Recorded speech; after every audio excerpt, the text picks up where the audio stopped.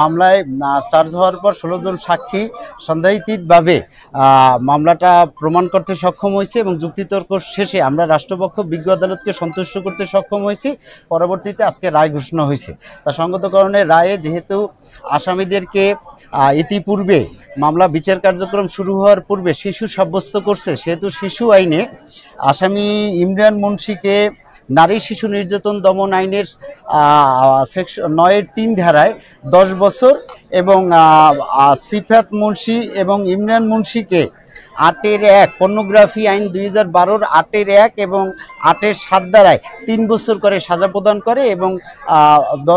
এবং সিফাত এবং ইমরানকেও 9-3 ধারা অনুযায়ী 10 বছর সাজা প্রদান করে এবং একটার পর একটা সাজা কার্যকর হবে বলে বিজ্ঞ আদালত বলছে। জুলাই 24 বিপ্লবের শহীদ জসিমউদ্দিনের কন্যা শহীদ জসিমউদ্দিনের কন্যা লামিয়া, সে 3 জন আসামি দ্বারা গণধর্ষিত হয় এবং তাদের ছবি ইন্টারনেটে ছেড়ে দেওয়ার হুমকি দেওয়া হয়, যার জন্য 3 জনের বিরুদ্ধে সাকিব আল হাসান, সিফাত মুন্সি এবং ইমরান মুন্সি 3 জনের বিরুদ্ধে 9-3 ধারা এবং সাকিব আল হাসান মুন্সি এবং সিফাত মুন্সি তাদের বিরুদ্ধে পর্নোগ্রাফি আইনের ধারায় 8-1 এবং 8-7 ধারায়